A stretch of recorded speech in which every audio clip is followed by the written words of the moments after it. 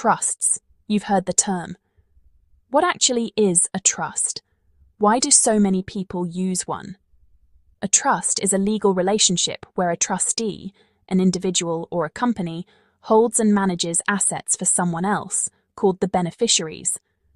The golden rule: the trustee must use trust property solely for the beneficiary's benefit. Why use a trust? Tax planning, asset protection, estate planning, flexible distribution of income and capital. In business, they're popular because income can be shared to beneficiaries in tax-effective ways. For a valid trust, 3 essentials need to show up. 1. The trustee. They hold title to the assets, follow the trust deed and the law, and owe strict fiduciary duties. Act loyally, carefully, only for beneficiaries. 2. The trust property. Identifiable assets, cash, shares, real estate, business assets. Beneficiaries have rights tied to both the property and the trustee's conduct. 3. The beneficiaries.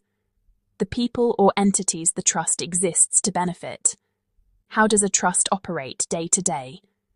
The trustee signs, buys, sells and manages in the trustee's own name, but always for the trust. Trusts can be formal, trust deed, or informal, common law. A trust is a relationship, not a separate legal entity like a company. Trustees have a strict duty to protect and manage trust assets. Tax time. If all trust income is distributed to beneficiaries before year-end, the trust usually doesn't pay income tax.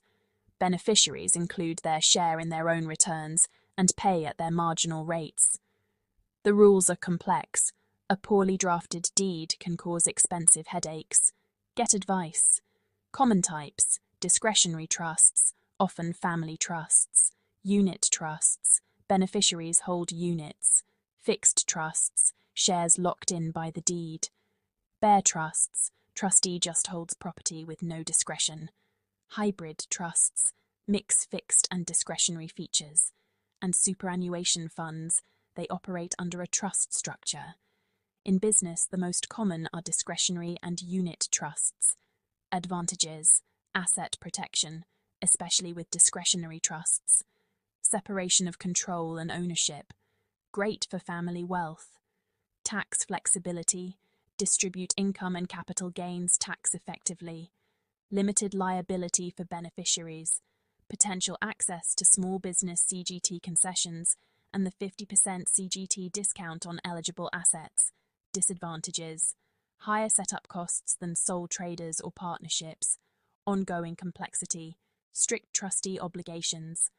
The deed can limit what you can do. Compliance similar to companies. Losses generally can't be passed to beneficiaries. Profits can't be retained for growth without running into penalty tax rates. So, is a trust right for you? It depends on your goals, your risk profile, who you want to benefit, and how you plan to run the business or investments. Chat to your accountant or financial advisor.